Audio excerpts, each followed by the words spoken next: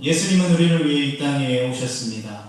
그리고 공생애의 시간들을 통하여서 이 땅에 하나님의 백성을 구원하기 위한 모든 일들을 다 이루시고 또 십자가에 죽으시고 부활하셨습니다.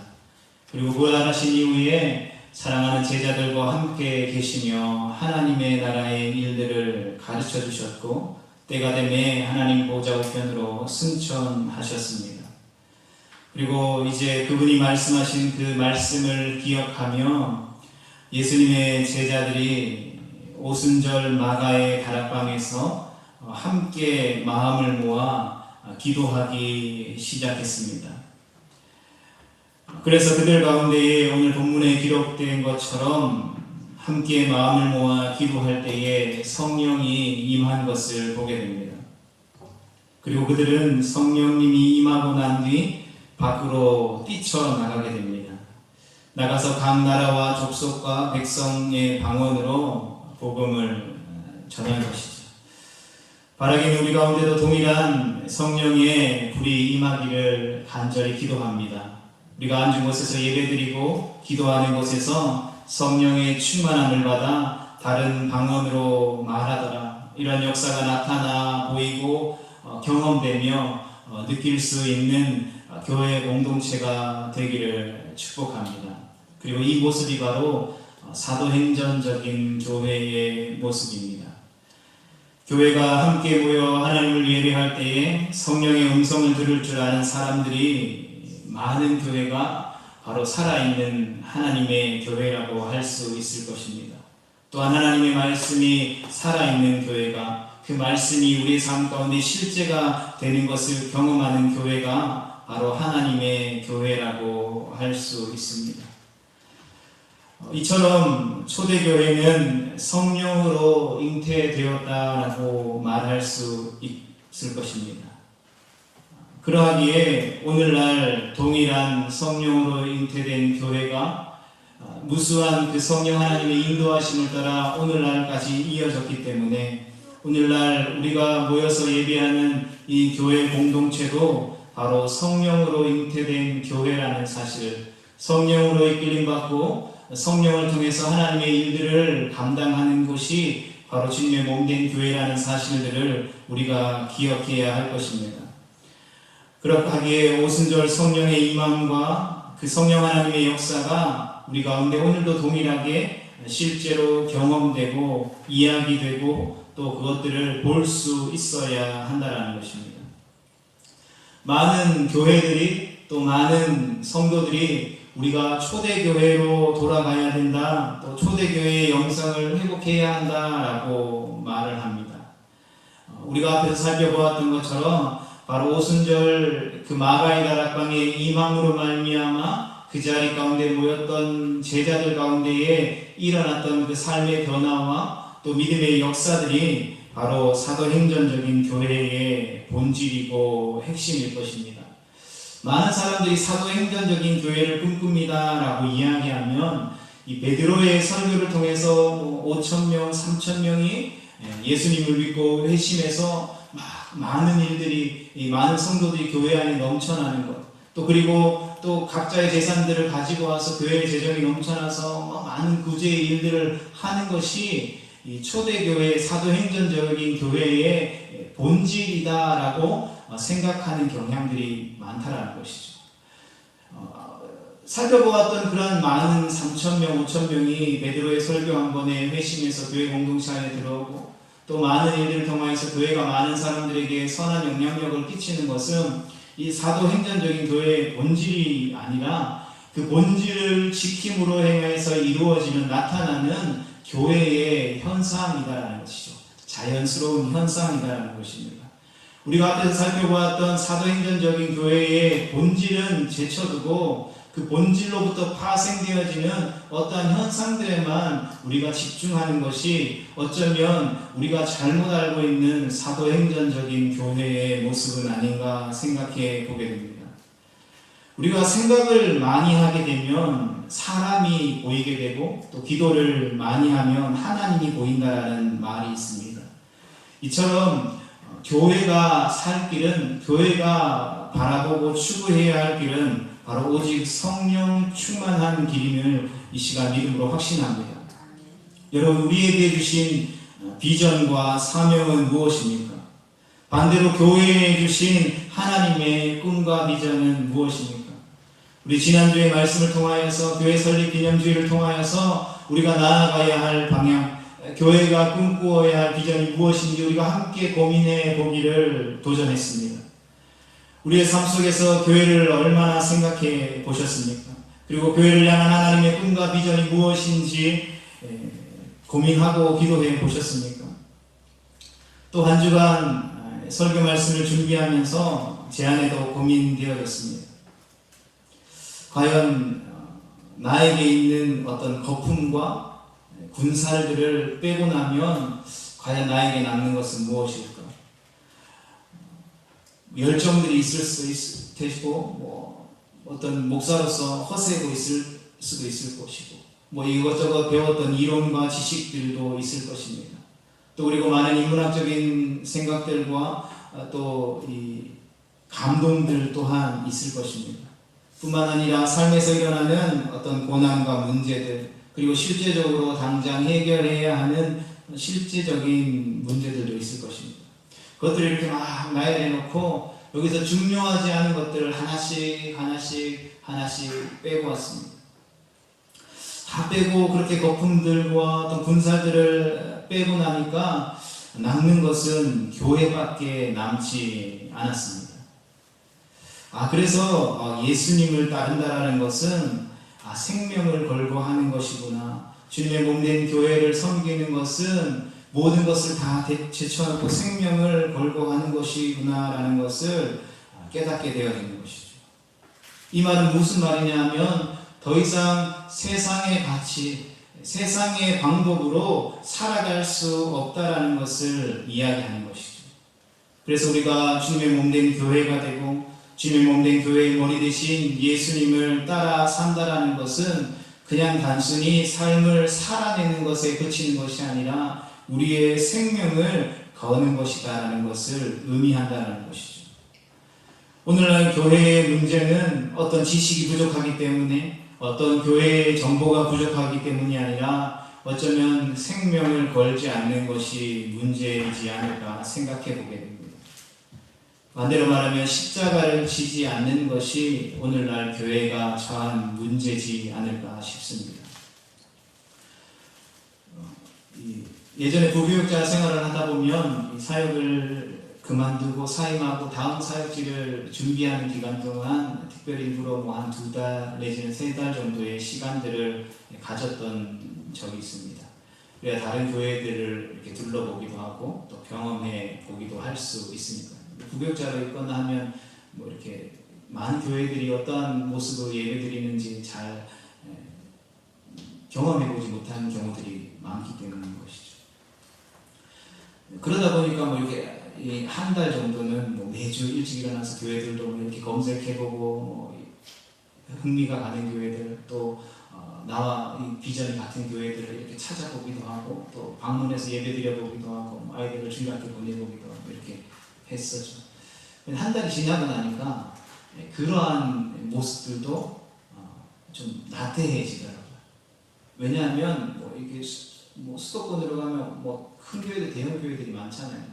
내가 간지 안 간지도 모르고 아침 6시, 7시부터 시작해서 오후 5시, 6시까지 내가 원하면 언제든지 그 교회에 찾아가서 예배를 드릴 수 있다는 것이죠. 굳이 내가 오전 예배 드리고 오후 예배 드리고 저녁 예배 드리고 새벽 예배 드리지 않더라도 그 누구도 뭐라 하지 않는 것이죠. 내가 하나님 앞에 예배하는 것이 단순히 어떤 공연을 관람하는 수준에 머무른다 할지라도 아무런 문제가 되지 않는 현실들을 경험하게 되더라는 것이죠. 사역자인 저조차도 처음에는 아침 일찍 일어나서 준비하고 갇혀있고 이렇게 오전에 예배를 드리러 갔는데 한 달 지나고 2달 지나니까 오후 4시, 오후 5시에 예배를 가게 되더라는 거죠. 그런데 성경을 살펴보고 주님이 걸어가신 그 십자가의 길, 영광의 길을 묵상하다 보면 결국에는 그러한 연약한 우리의 모습들을 도전하고 채찍질하는 예수님의 모습들을 발견하게 되는 것이죠. 예수님은 힘들고 어려워도 십자가의 길을 걸어가셨다는 것입니다. 그리고 삶에서 마주하는 십자가를 외면하지도 않고 그 길을 향해 묵묵히 나아가셨다는 것이죠. 왜요? 예수님이 이 땅에 오신 이유, 주님의 몸된 교회를 세우는 것이 우리가 사랑하고 오늘도 예배하며 우리와 함께 하시는 그 예수님이 꿈꾸셨던 단 한 가지 꿈이었다는 것이죠. 예수님이 엄청나게 큰 건물을 짓기를 원하셨던 것도 아니고 많은 숫자의 사람들을 불러 모으기도 원하셨던 것도 아니라 주님은 주님의 교회를 세우기를 원하셨다는 것입니다. 그리고 예수님은 공생의 사역을 통해 마침내 이 땅 가운데에 주님의 피로 값주고 사신 그 교회, 그 꿈을 이루고 그 꿈 오직 한 가지를 이 땅에 남겨두시고 승천하셨다는 것이죠. 우리가 머릿속으로 생각하고 있는 교회, 제도적이고 교파적이고 형식적인 틀에 갇혀있는 그러한 교회가 아니라 사람들이, 어떤 신학자들이, 어떤 유명한 사람들이 이러쿵 저러쿵 이야기하는 그런 교회가 아니라 예수님이 머리 되시고 예수님이 주인 되셔서 그리스도의 몸인 하나님의 나라를 보여주고 이루어가는 그 교회 하나를 남겨두고 가셨다는 것입니다. 여러분, 그리고 이것이 교회 공동체를 이루는 핵심 가치이자 진리인 것이죠. 여러분, 이 예수님이 머리 되시고 예수님이 주인 되시고 몸을 통해 하나님의 나라를 보여주는 것이 바로 주님의 몸된 교회의 가장 기초라는 것이죠. 그 기초 위에 교회가 세워져야 하는 것입니다. 어떤 엄청난 제도적인 틀과 어떤 프로그램들과 어떤 이 아름다운 외형적인 모습이 기초가 아니라 바로 예수님이 머리 되신 것, 예수님이 우리의 주인 되신 것, 예수님이 머리 되시고 주인 되셔서 우리를 통해 그 예수님이 왕 되신 다스리고 통치하시는 하나님의 나라를 보여주고 그 나라를 확장해 가는 그것 위에 교회를 세워야 한다는 것입니다. 그리고 이것이 모든 교회와 그리스도인들이 꿈꿔야 할 비전인 것입니다. 그래서 우리가 예배드리는 것, 또 교제하는 것, 어떤 사역들을 하고 말씀을 가르치고 봉사와 나눔과 또 선교와 전도를 하는 그 모든 것들이 바로 예수 그리스도를 위한 것이어야 된다는 것이죠. 우리가 예배할 때에 어떤 찬양을 하거나 예배에 들어가 있는 그 요소들이 사람을 위한 것이 아니라 하나님을 위한 것, 예수님을 위한 것으로 가득 차야 한다는 것이죠. 우리가 예배 후에 성도의 교제를 나누는 것 가운데에서도 어떤 인간의 어떤 마음들 위로하는 것에 멈추는 것이 아니라 그 본질적인 그 목표는 바로 예수 그리스도 안에 교제가 이루어져야 한다는 것이죠. 우리가 교회 안에 어떤 사역들을 섬기고 또 말씀을 가르치고 전도하고 봉사하고 섬기는 그 모든 일들이 예수님을 위해서 하는 것이 중요하다는 것이죠. 오늘날 교회 안에 예수님의 이름으로 한다라고 이야기하지만 예수님과 관련 없는 일들이 너무나도 많은 것을 보게 됩니다. 그러나 초대교회의 모습, 사도행전적인 교회의 모습은 그러한 모든 것들이 예수님을 위한 것들이었다는 것이죠. 그러나 많은 사람들과 이야기하다 보면 이 예수님의 꿈인 이 교회의 꿈이 흔들리는 것을 보게 됩니다. 그것들이 하나의 이론으로 머물 뿐 우리의 삶에, 우리의 교회의 실제가 되지 않는 것들을 경험하게 되는 것이죠. 왜 그렇습니까? 그것은 바로 힘들고 어렵고 상황이 바뀌고 형편이 달라지고 우리가 처한 위치가 달라지기 때문에 거기에 맞춰서 이 꿈도 자꾸 변화되어지고 바뀌어진다는 것이죠. 그럼 왜 흔들리고 변화되어질까요? 그것은 바로 기초, 가치와 핵심이 흔들리기 때문인 것이죠. 그리고 우리가 힘들면 상황이 안 되면, 형편이 안 되면 예배 안 하고 봉사하지 않는 것이죠. 나눔하지도 않고 선교하지도 않고 전도하지도 않고. 그러나 사도행전적인 교회의 가장 중요하고 핵심적인 가치는 그 기초에 있다라는 사실들을 우리는 기억해야 합니다. 바로 성령의 역사로 시작되어졌다는 것. 그리고 그 성령의 역사는 예수님이 이 땅에 꿈꾸셨던 교회를 향한 가장 근본적인 기초인 예수님을 위한 것이었다는 것을 우리는 기억해야 합니다. 하나님이 주인 되시고 머리 되셔서 하나님이 세워가시는 교회, 그 교회를 통하여서 예수 그리스도의 그 십자가의 복음을 증거하는 교회. 그러하게 우리가 끊임없이 주님의 몸된 교회를 드나들며 예배하며 주님의 몸된 교회를 세우며 고민하는 것은 외형적인 그 어떠한 모습이 아니라 거룩하고 정결한 영원한 신부인 교회의 본질적인 존재에 대한 고민이 필요하다는 사실들을 우리가 주목해야 할 것입니다. 여러분, 우리가 교회가 무엇이라고 생각하십니까? 오늘날 교회는 왜 존재하게 되는 것입니까?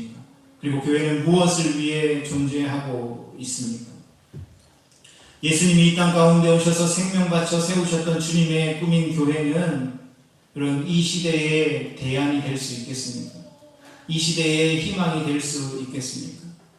힘들고 지치고 낭망하고 여러 가지 고민과 문제 앞에 놓인 우리의 주변 사람들, 이웃들에게 우리가 세상 가운데 나아가 그들과 함께 살아가며 그러한 고민 가운데에 어려움 가운데 있는 이들을 향하여서 힘들 때 교회가 그러한 힘듦에 있어서 희망이고 소망이야 라고 우리가 이야기할 수 있느냐라는 것이죠.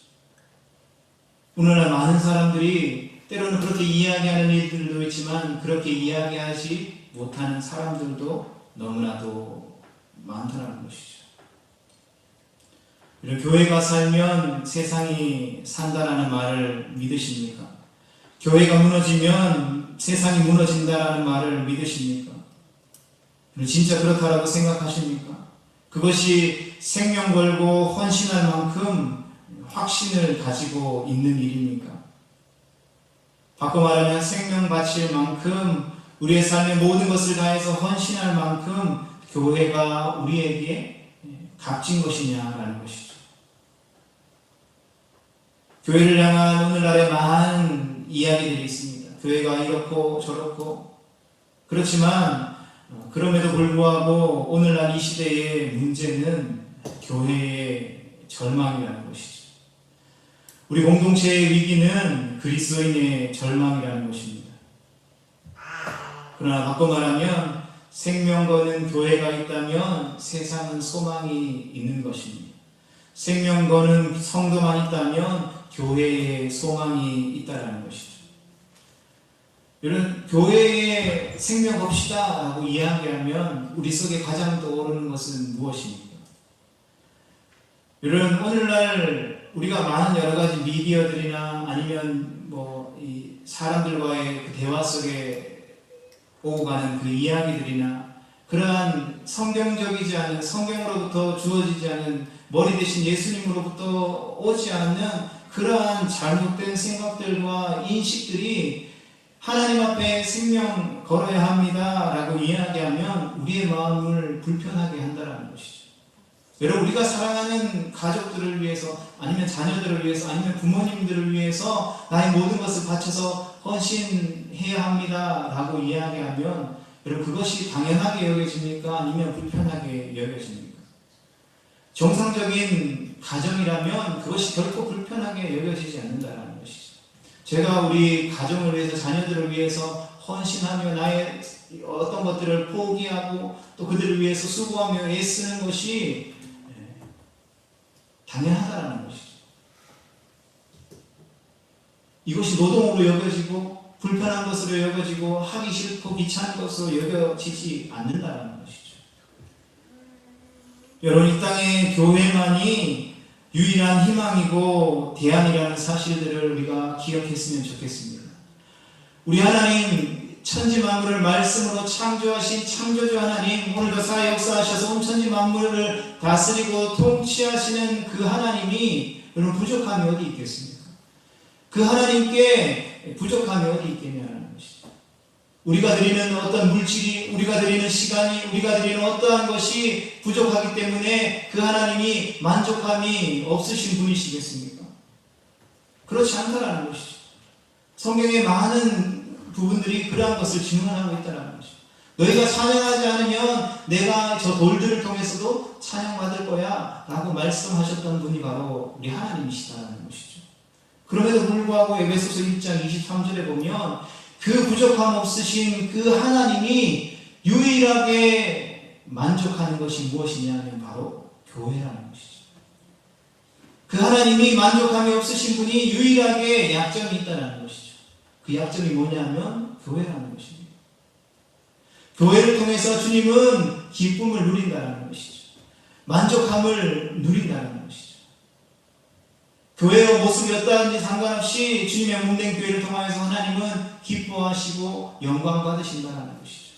그리고 온천히 만물을 다스리고 통치하신 그 만왕의 왕 만주의 주 되신 주님께서 그 교회 공동체 안에 하나님의 놀랍고 신비한 일들을, 능력들을, 비밀들을 숨겨 놓으셨다는 것이죠. 그리고 당신의 자녀들이 피로 값주고 사신 주님의 꿈인 교회가 그 공동체 안에 교회에서 그 하나님의 놀랍고 신비한 일들을 맛보아 누리며 살아가기를 원하신다는 것입니다. 그러하기에 예수 그리스도로 충만한 성도가 교회의 유일한 희망이자 대안이라는 것이죠. 여러분, 교회의 프로그램이 좋으니까 교회가 희망입니다, 소망입니다라고 이야기하지 않는다는 것이죠. 우리 교회에는 유명한 사람이 있습니다, 똑똑한 사람이 있습니다, 어떤 상담을 잘하는 사람이 있으니까 오세요 라고, 그것이 교회의 소망이, 희망이 아니라는 것입니다. 우리 교회 하면 떠오르는 이미지가 뭡니까? 제도적인 교회, 틀에 박힌 교회가 아니라 예수님이 피로 값주고 세우신, 꿈꾸셨던 그 교회가 순교적인 각오를 가지고 있다면 교회는 희망이 있다는 것이죠. 희망이 있다라고 말할 수 있다는 것입니다. 그리고 그 희망이 있는 교회의 구성원인 성도들인, 또한 교회인 그들이 그 안에서 믿음으로 일어선다면 우리가 살아가는 세상이 소망이 있다라고 말할 수 있다는 것이죠. 성도 여러분, 교회의 탄생과 전파를 이야기하는 사도행전 전체의 핵심 주제가 바로 이것이다라는 것입니다. 성도 여러분, 오늘날 우리가 살아가는 이 시대에 이상적인 교회가 존재할 수 있다라고 생각하십니까? 모든 이들을 만족시킬 수 있는, 모든 이들에게 부족함이 없는 그런 이상적인 교회가 존재 가능하다라고 생각하십니까? 저는 그럴 수 있다라고 확신합니다. 아니, 그렇게 존재해야 한다라고 확신합니다. 그렇다면 우리가 질문할 수 있겠죠. 그렇게 이상적인 교회, 주님이 이 땅 가운데 오셔서 자신의 생명을 바쳐서 세우기를 원하셨던 완전한 주님의 몸된 교회가 존재하려면 어떻게 해야 하는가? 어떻게 그런 교회가 이 땅 가운데에 존재할 수 있는 것인가? 우리가 속한 이 교회 공동체가 어떻게 그러한 교회가 될 수 있을 것인가? 오늘 이 사도행전 2장 1절로 4절 말씀을 통하여서 우리 가운데에 말씀하시는, 주님이 꿈꾸시는 사도행전적인 교회는 바로 가식적인 껍질을 벗어 던져버려야 가능하다라고 우리 가운데 말씀하고 있습니다. 기존에 가지고 있었던 이 유대교라는 종교의 제도의 틀과 누렸던 기득권들을 벗어 던져버려야 한다라고 우리 가운데 가르쳐주고 있습니다. 이 제도적인 교회는 세상을 변화시키지 못한다라고 말씀하고 있습니다. 그래서 예수님은 주님이 피로 값주고 세우신 교회를 향하여서 약속하신 성령을 기다리라고 말씀해 주셨습니다. 그 성령이 임하기 전까지는 나가서 이야기하지 말라고 했습니다. 그리고 그들은 마음 모아 함께 한 곳에 모여 기도하기 시작했습니다. 그리고 기도하기 시작할 때에 하나님이 약속하신 성령을 보내주셨고, 그 성령이 임할 때에 예수님의 제자들은 그 틀을 깨고 세상으로 나아가 담대히 십자가의 복음을 증거했다라는 사실들을 우리가 기억할 수 있기를 축복합니다.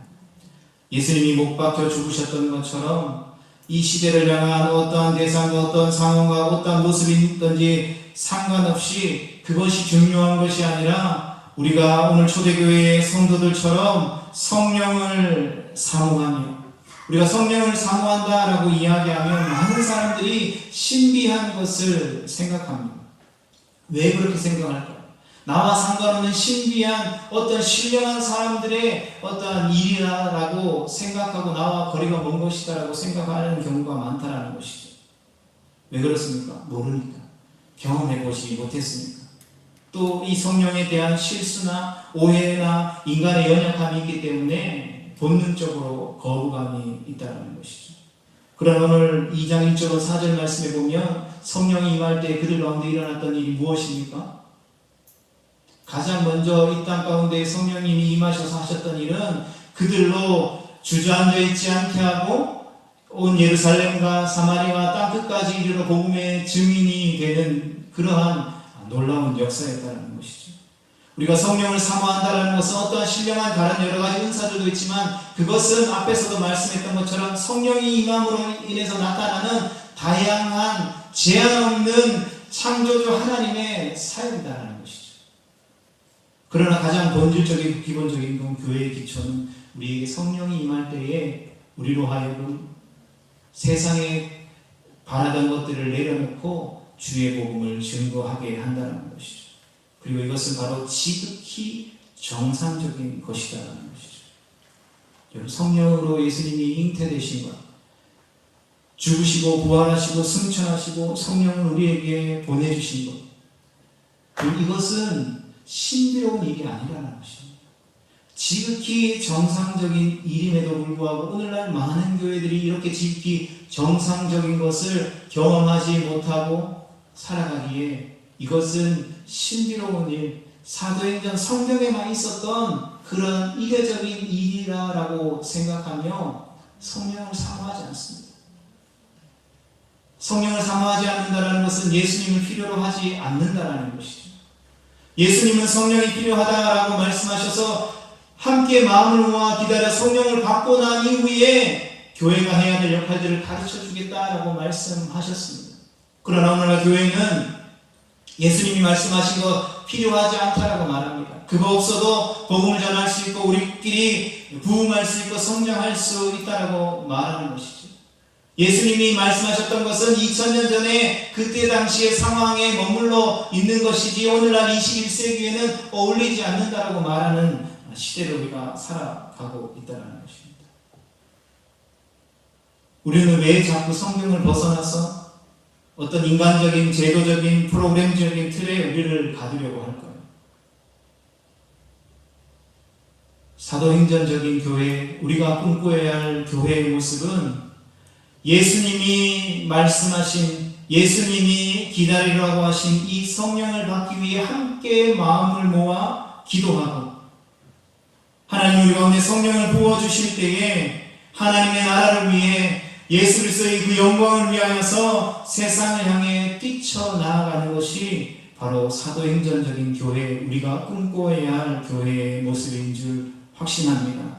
사랑하는 성도 여러분, 우리 산동교회가 그러한 사도행전적인 교회가 될 수 있기를 주님의 이름으로 축복합니다.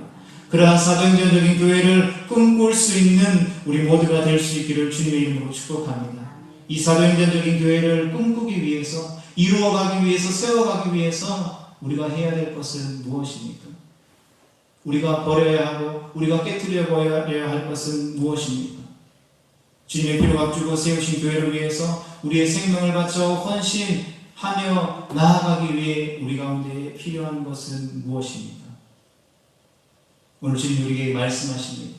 사도행전적인 교회, 예수님이 꿈꾸셨던 교회, 예수님이 생명 바쳐서 세우시길 원하셨던 그 교회를 너희가 이루기를 원한다면 이 초대교회 성도들이 그러했던 것처럼 어떤 우리의 지식이나 우리의 생각이나 어떤 우리의 제도적인 틀 안에서 그것들을 이루려 하지 말고 함께 마음을 모아 한 곳에서 기도하며 예배하며 약속한 것을 기다릴 때에 내가 너희에게 성령을 부어 줄 것이고 그 성령이 임할 때에 너희는 주저앉아 있을 수 없고 세상을 향해 뛰쳐나가 나의 십자가 복음을 증거하게 될 것이다 라고 말씀해 주고 계시는 것입니다.